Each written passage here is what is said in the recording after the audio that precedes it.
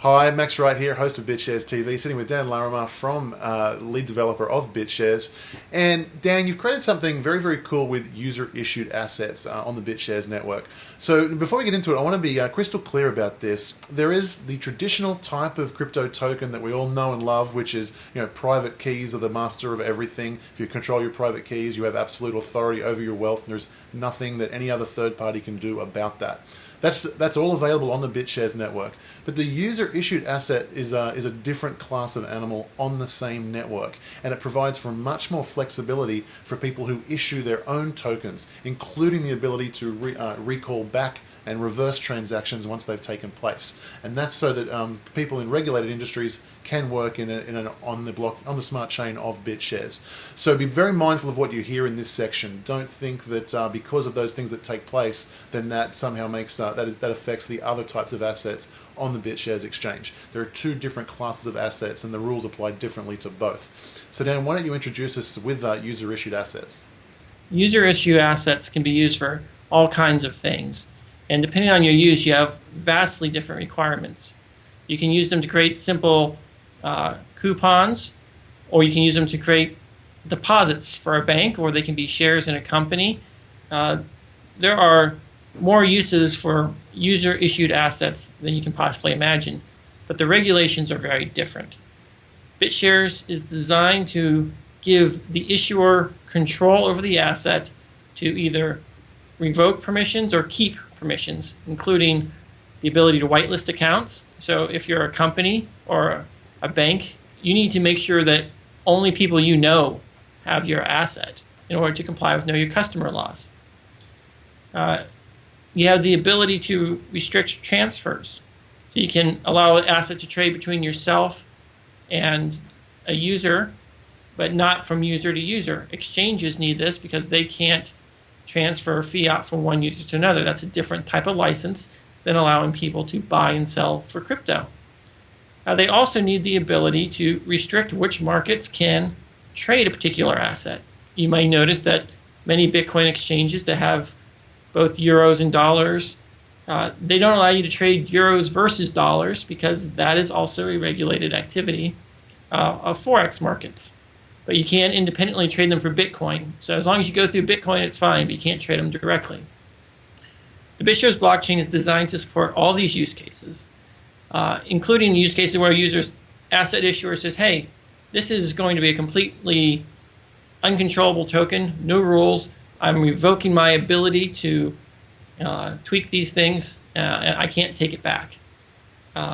So whether you're trying to do a free unrestricted token or use it in a very restricted sense, the system on Bitshares allows the asset issuer to have complete control and comply with any and all regulations. Additionally, as the issuer of the asset, you get to set the trading fees. So you can set the percentage of every trade that goes to you. You can set a minimum and a maximum amount. And this allows you to make money by issuing assets, make money by being a gateway for fiat dollars, where you accept wire transfers and you issue the asset, and anytime someone trades it, they make money. In effect, Bitshares allows exchanges to completely outsource their trading engine and to focus on what they do best, which is compliance and trust and banking relationships. The trading can be completely trust-free. Exchanges can minimize their liability. They don't have to accept the deposit of Bitshares or bid assets in order to allow users to trade them against their own assets, which solves the problem, half the problem anyway, because users only have to deposit half the money or trust half their money with the gateway compared to what they have to do today. Yeah, this really is a giant world that we can go down. Let's just rattle off a few bullet points for some areas about how this can do, and feel free to chime in. But I can think of banking circles can be done. Like the entire process of what a bank does can be done on the Bitshares blockchain. The banks still have the ability to be compliant. If they choose, they can only allow people on the network that have been identity verified that can trade their particular asset.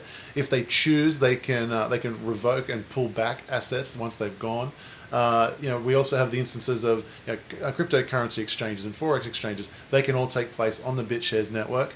But then all the way through, like you said, to issuing coupons, to frequent flyer miles. Also, you can issue assets put in and create wages or games out of them. For example, you could issue an asset which is Arsenal will beat Chelsea tomorrow. There's an Arsenal token and a Chelsea token, and people can buy and trade them. It's almost like real-time betting type thing. So there's an unbelievable depth of opportunity there for everyone. And the people who create these assets, market them, get people to use them, they can set the fees and make money from it right there on the Bitshares network. This is truly amazing. In addition to having traditional user-issued assets, you can have user-created smart coins. These are coins that track the value of other assets, and all you have to do is publish a price feed, and you can collect profits on all their use. Of a particular interest is also user-created prediction markets. This is a case where you publish the result once the event occurs, and you make money. The more people that trade in your prediction market, the more money you can make. So we've really tried to decentralize the order processing and allow free market competition to have many different websites, many different interfaces, provide front ends for all kinds of different speculative investments where you don't have to trust the money. All you have to do is trust the price feed. And tying that into another thing we've mentioned earlier, which is the referral programs, which you can find on another page on this website.